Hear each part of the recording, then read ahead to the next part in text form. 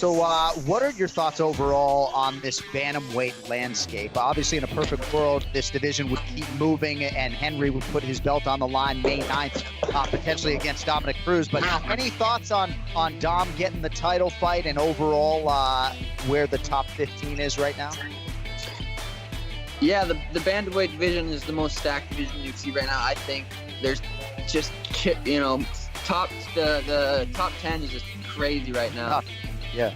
And then Dom versus Henry. I know Dominick hasn't fought in a couple of years. He's coming off a loss.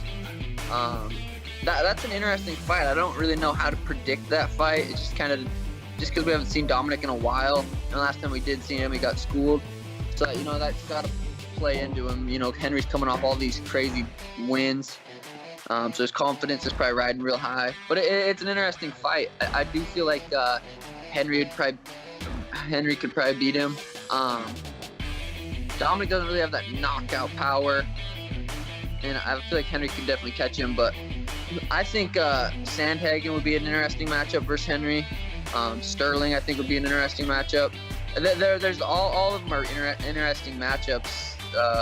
But Henry versus Dominick, I don't know. Dominick deserves it looking at his whole career, but coming off a loss a couple of years ago, it's questionable.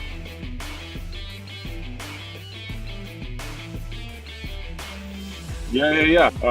I mean, I guess if they already announced that the fights are happening on those days, I don't know if I'm supposed to tell you, but I'm on one of those days.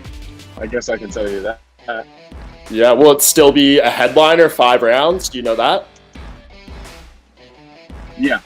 Okay, that's great, man. So I guess what? And it's you know what? And it's still my main man Glover. Like that, I'm telling you, man.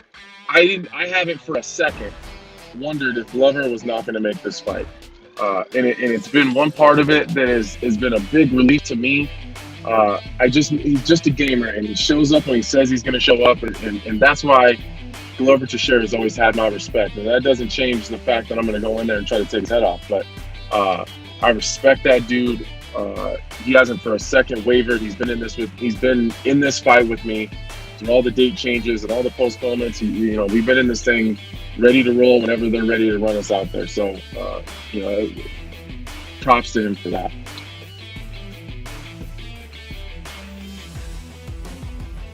Describe a little bit of what Fight Island is going to look like. We really are putting an Octagon on the beach. There's going to be training facilities there for people.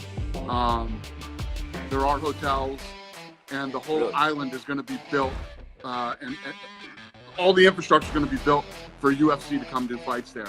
Ferguson Gaethje fight is one of the most violent fights you will ever see. I can guarantee that fight is going to be incredible.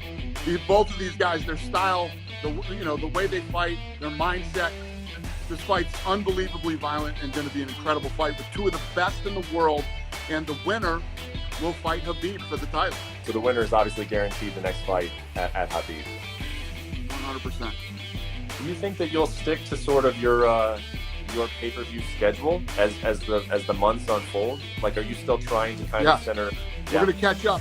We're going to catch up to the schedule, and then we'll be running off and running. Keep the dates the same, hopefully. Okay. So, we got May 9th, May 13th, May 16th, all on ESPN. Fights to be determined on those second cards. I mean, I guess those are going. We're going May, those 3 dates, and then we're looking at May 23rd too. May 23rd too. In Florida, or that can potentially move. I haven't announced that yet.